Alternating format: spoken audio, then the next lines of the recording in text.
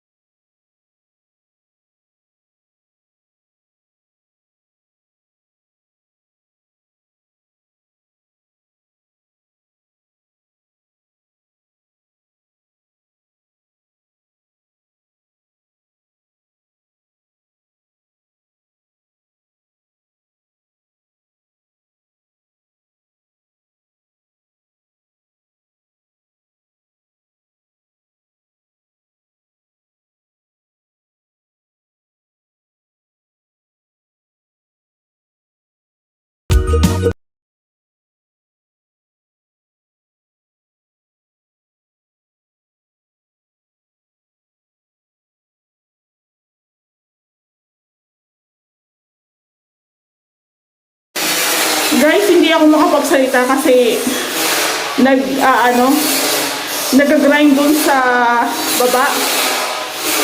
Nag-grind para sa gate. Kaya hindi ako makapag-umpisa ng aking linya. So, ganyan na lang muna guys. Bali dito guys, sa taas. Yung pintor kasi namin is nagpabakuna. So, kaya walang gumalaw dito sa taas. Ganun pa rin siya kagahapon. Nagpabakuna kasi siya guys kasi naka-schedule siya ngayon. So, ayan guys. Nakikita niyo naman guys, ayan oh. Ang kintab na. Wala ka na makikita ng buhit. Same lang dito guys sa taas, sa kabila. Ayan oh. Wala ka na guys makikita ng mga linya. Ayan guys. So, hindi ko alam guys kung makakapasok bukas yung pintor namin. Update na lang. Kasi kulang na rin kami sa pintura eh. Baka bukas lang din kami makabili.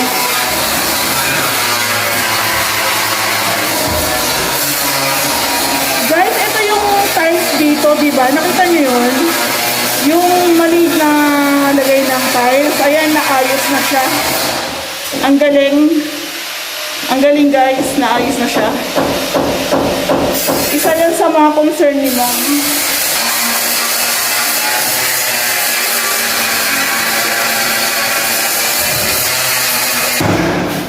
Bali guys, ito yung hindi nalagyan ng tiles dati. Bali, ayan, isa to sa pinagawa ni Ma'am sa amin.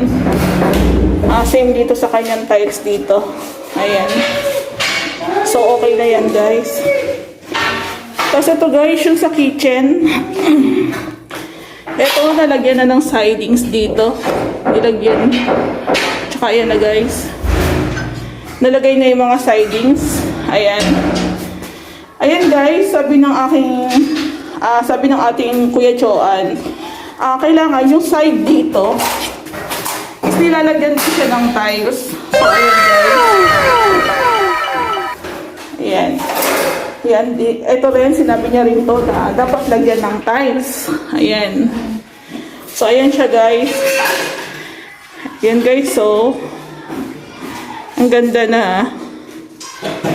Ito guys, hindi pa namin tumatuloy kasi yung outlet, hindi namin alam kung dito sa side o sa kabilang side. So, aso muna namin si client. Tapos guys, ito na yung kanyang lababo. Single tub lang to. Nalagay na rin. Bali guys, dalawang 60 by 122 na tiles.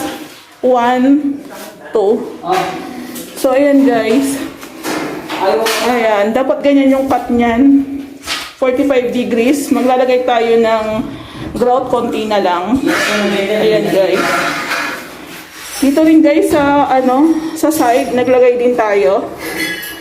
Dapat to kasi talaga naglalagay dito. Tsaka ito guys, yung hindi pantay yung nito.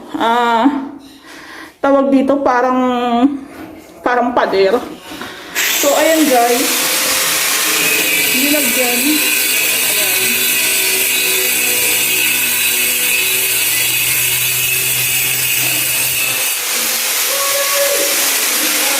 Ayan guys. Ayan guys. So, ito guys, baka bukas matuloy na namin to.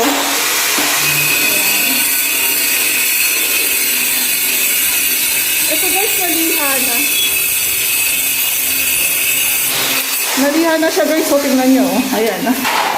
Napantay na to guys. Nung una guys na binigay to sa amin, ang daming mga bako-bako.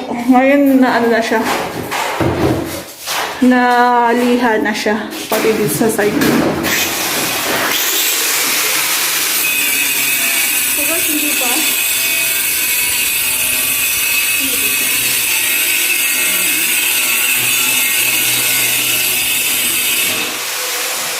Bali guys, maglalagay pa kami dito ng cove light.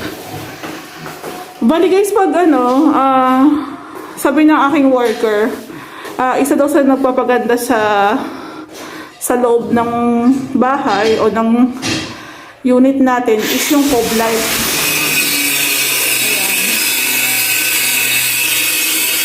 Ayan guys, naliha na yan. Naliha na siya guys. Kung ganyan ang itsura, naliha na yan. Naliha na to guys. Ito guys, naayos na rin. Naliha na oh. So, konting linis na lang to guys. Ayan. Mag-set up tayo dito ng cove light guys. Tapos maglalagay rin kami ng cover sa hagdan. Alam nyo guys, nabasa ko lang sa... Ay, hindi pala nabasa. Napanood. Na dapat daw ang hagdanan nilalagyan ng cover. Nilalagyan daw ng cover.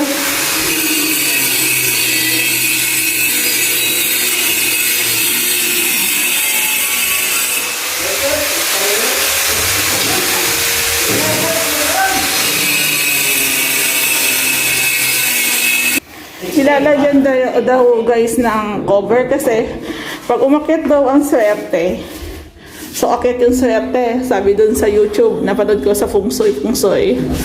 Wala naman guys, masaba kung maniniwala tayo, pero gabay lang naman yun. Mas maigi daw lagyan ng cover para yung swerte umakyat, hindi daw lulusot dito sa butas. So diretso ang akyat niya sa loob ng ating bahay.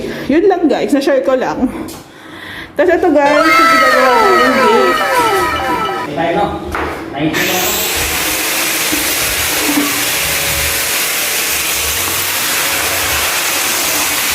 Ito na siya guys. Ito yung kagahapon na tinanggal doon. Ito na ilalagay namin guys. Ito yung recycle namin na, diba?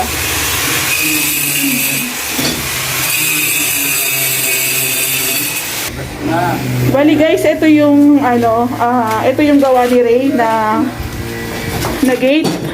So kulang na kami ng ganito. 1 by 2. So order na lang kami bukas. Bibili kami ng materials. So ayan pa lang.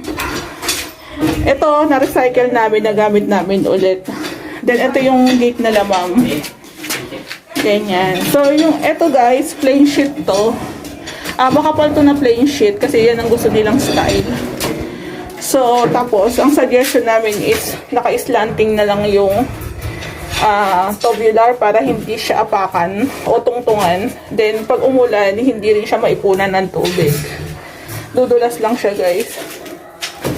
So, ito guys, kulang na lang siya ng 1/2 na tubular. So, ayan na yung para dito, guys. Tapos ito, guys, para dito, sa gitna. Tapos gagawa pa tayo ng isang pedestrian gate. So, ayan siya, guys, itsura niya. Kung magpapagawa kayo, guys, ng gate, mas maganda na yung malalaki yung bakal. 2x3, 2x2, 1x2. Yung kasi yung parang pinaka-ideal. Pang matagalan na yan eh. Tibay. Ito guys, 2x3, 2x2, 1x2. Ayan guys.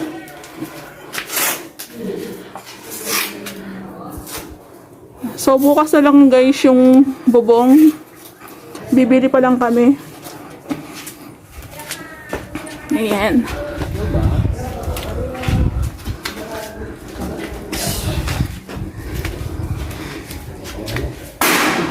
So guys, dito konti na lang ang aming gagawin. Pero mahirap pa rin. Kasi gagawa pa kami ng kitchen cabinet. Dito guys yung kitchen cabinet. Ayan. So, pero waiting din kami sa materyales. So ayun guys, yun lang muna for now. Thank you for watching my vlog.